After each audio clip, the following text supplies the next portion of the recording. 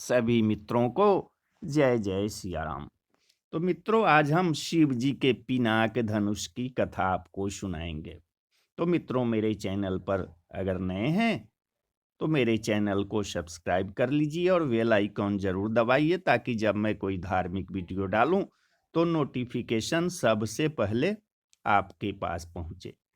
भगवान श्री राम ने सीता जी के स्वयंवर में गुरु विश्वामित्र जी की आज्ञा से शिव जी का कठोर धनुष तोड़कर सीता जी से विवाह किया था। लेकिन शिव जी का वह धनुष किसने बनाया था और वह शिव धनुष राजा जनक के पास कैसे पहुंचा, इसी रहस्य को बताएंगे। तो आइए बताते हैं भगवान भोलेनाथ के उस दिव्य धनुष की कथा। पिनाक धनुष की बड़ी विचित्र कहानी है। कहते हैं कि एक बार घोर जंगल के अंदर कन्नब मुनि बड़ी भारी तपस्या कर रहे थे। तपस्या करते करते समाधिस्थ होने के कारण उन्हें आभास ही नहीं रहा कि उनका शरीर दीमक के द्वारा बॉबी बना दिया गया। उस मिट्टी के ढेर पर ही एक सुंदर बांस उगाया। कन्नब ऋषि की तपस्या जब पूर्ण हुई तब ब्रह्मा जी प्रकट हुए और उन्होंने अपने अमोघ जल के द्वारा कन्नब जी की काया को सुंदर बना दिया। ब्रह्मा जी ने ऋषि को अनेक वरदान प्रदान किए और जब ब्रह्मा जी जाने लगे तब उन्हें ये ध्यान आया कि कन्नब की मूर्धा पर उगी हुई बांस कोई साधारण नहीं हो सकती, इसलिए इसका कोई उपयोग करना चाहिए।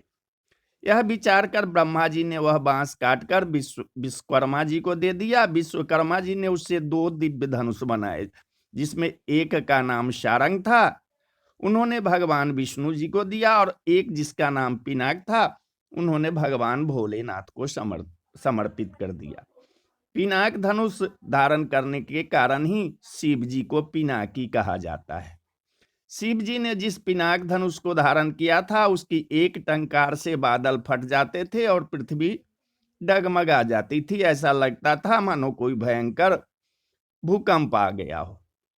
यह असाधारण धनुष अत्यंत ही शक्तिशाली था। इसी के मात्र एक ही तीर से भगवान शंकर ने त्रिपुरासुर की 3 नगरियों को ध्वस्त कर दिया था।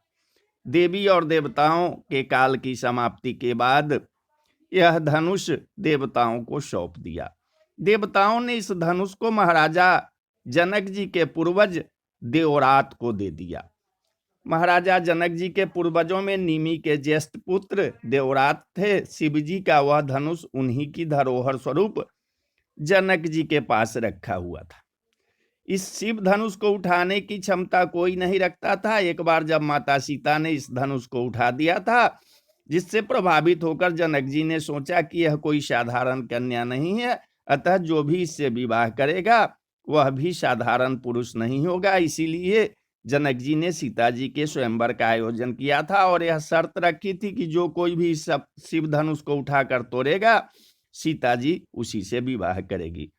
उस सभा में भगवान श्री राम ने शिव धनुष तोड़कर सीता जी से विवाह किया था। जब शिव जी का वह कठोर धनुष टूटा तो उसकी ध्वनि सुनकर परशुराम जी क्रोधित हो गए और क्रोधित होकर जनक जी की सभा में आए, क्योंकि भगवान परशुराम के आराध्य देव भगवान भोलेनाथ हैं। तो बोलिए जय सिया राम, जय सिया राम।